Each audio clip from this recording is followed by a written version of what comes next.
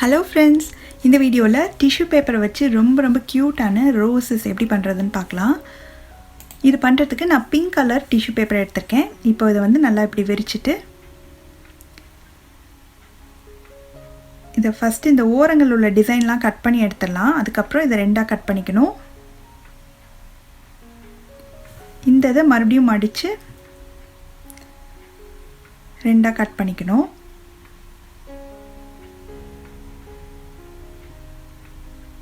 அதுக்கப்புறம் இதை வந்து இப்படி மடிச்சுக்கலாம்.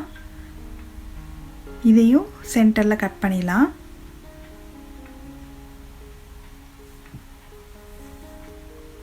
கட் பண்ணி முடிச்சுட்டு இதை வந்து ஒரு எண்டையும் இன்னொரு எண்டையும் நம்மளுக்கு லென்த்தியாக வேணுன்றதுனால இது ரெண்டையும் ஜாயின் பண்ணிக்க போகிறேன். அதுக்கடுத்து ஒரு green colour paper 16x12 centimetre எடுத்து இப்படி ஒரு ஓரமாக இருந்து இப்படி ரோல் பண்ணிகிட்டே வந்தோம்னா நம்மளுக்கு நீளமாக ஸ்டிக் மாதிரி வரும்.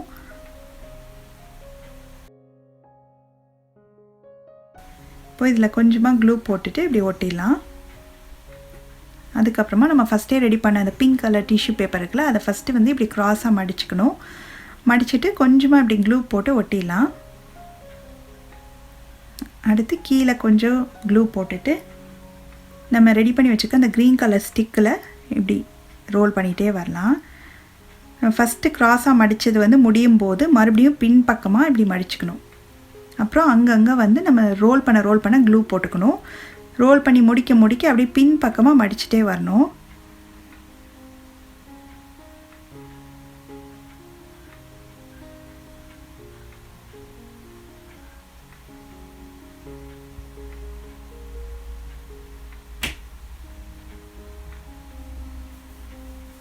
ஒரே மெத்தட் தான்.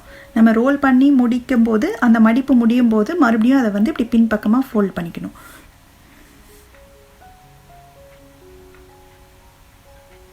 ஃபுல்லாக இதே மாதிரி ஃபோல்ட் பண்ணி முடித்ததுக்கப்புறமா கடைசியில் கொஞ்சமாக க்ளூ போட்டுட்டு நல்லா அதை ஒட்டி விட்டணும்.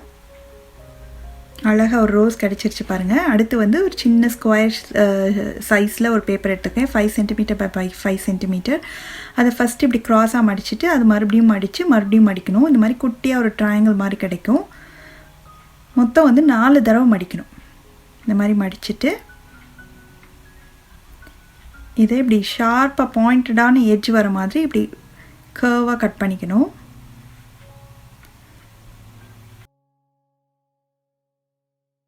அதுக்கப்புறம் அதோட நுனி பகுதியும் லைட்டாக கட் பண்ணி விட்டுலாம். அப்போ தான் சென்டரில் ஒரு ஹோல் வரும்.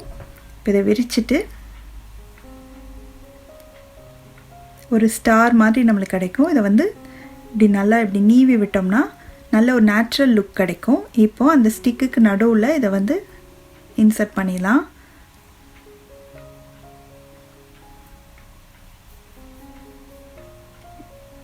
பண்ணிவிட்டு ஒவ்வொரு இதுலேயும் கொஞ்சமாக க்ளூ போட்டு அதை நல்லா ஒட்டி விட்டுணும்.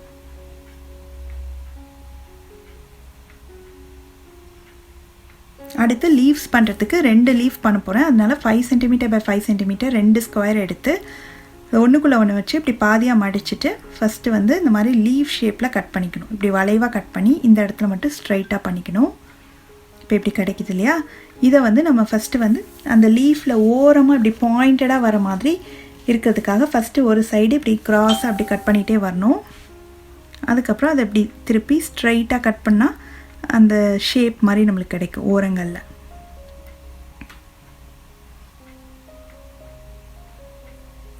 இப்போ இது வந்து ஒரு ஓரத்துலேருந்து அந்த எங்கெல்லாம் நம்ம கட் பண்ணியிருக்கோமோ அந்த இடத்துல வந்து இப்படியே மடிச்சுட்டே வரணும். விசிறி மடிப்பு மாதிரி இப்படியே மடிச்சுட்டே வரணும் எங்கெல்லாம் கட் பண்ணியிருக்கோமோ அந்த இடத்துல.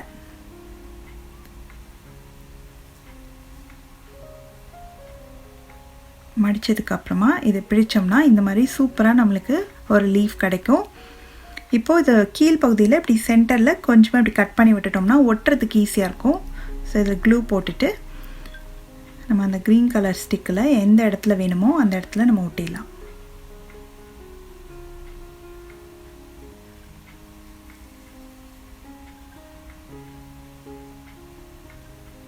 அவ்வளோதான்.